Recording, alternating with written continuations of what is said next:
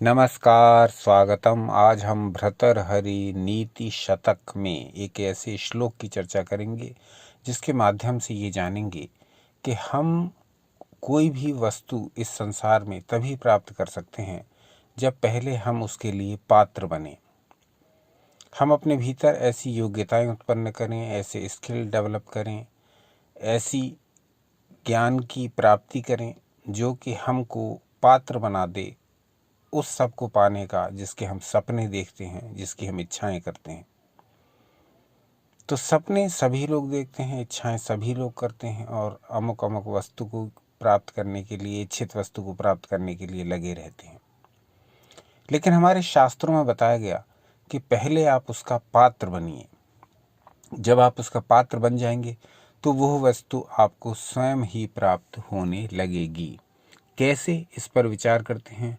महर्षि भर्तृहरि जी के नीति शतक में जो दिया गया है श्लोक संख्या 40 और ये दी गई है नीति शतक के अर्थ पद्धति में। तो क्या है ये श्लोक? आपकी स्क्रीन पर है। कहा गया, यद्धात्रा निज भाल पट्ट लिखितम स्तोकम महद्वाधनम तत्प्राप्नोति मरुस्थले अपि नितरां मेरौ ततो नाधिकम् तद्धीरो भव वित्तवत्सु कृपणां वृत्तिं वृथामाकृथः कूपे पश्य पयोनिधावपि घटो गृह्याति तुल्यं जलम्। यानी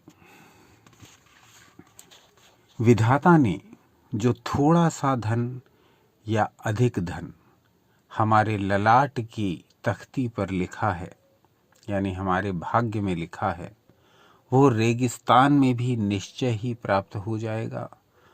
और अगर नहीं लिखा है तो सोने के पर्वत पर, स्वर्णगिरी पर या सुमेरु पर्वत पर भी हमें उससे अधिक नहीं मिलेगा।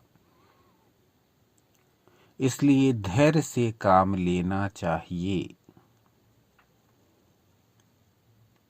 यद्धात्रा निज भाल पट्ट लिखितम स्तोकम महद्वाधनम। जितना धन हमारे भाग्य में लिखा हुआ है वो हमको प्राप्त होगा। तत्प्राप्नोति मरुस्थले अपि नितरां मेरौ ततो नाधिकम। वो मरुस्थल रेगिस्तान में भी मिल जाएगा और नहीं तो वो मेरु पर्वत पर भी नहीं मिलेगा। तद्धीरो भव वित्तवत्सु कृपणां वृत्तिं वृथा माकृथः। इसलिए धनवानों के पास जाकर भिखमंगों जैसा आचरण मत करो। देखो, कूपे पश्य पयोनिधावपि घटो गृह्याति तुल्यं जलम। जितना तुम्हारी पात्रता होगी उतना तुम्हें मिल जाएगा। जैसे घड़ा, एक घड़े का जितना साइज होता है, वो घड़ा यदि तालाब में से भरा जाए या कुएं में से भरा जाए तब भी उसमें उतना ही जल आएगा।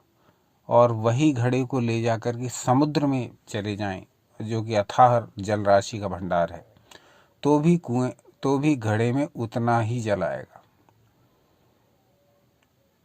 तो घड़े को चाहे कुएं से भरें या समुद्र से भरें, जल उसमें उतना ही आएगा। तो महत्ता किसकी रही? पात्र की।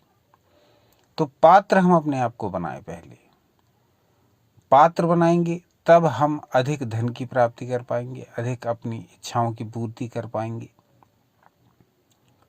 अन्यथा जैसे बताया गया उदाहरण द्वारा, घड़े को चाहे तालाब में से भरिए, कुएं में से भरिए या समुद्र में से भरिए, जल उसमें उतना ही आएगा।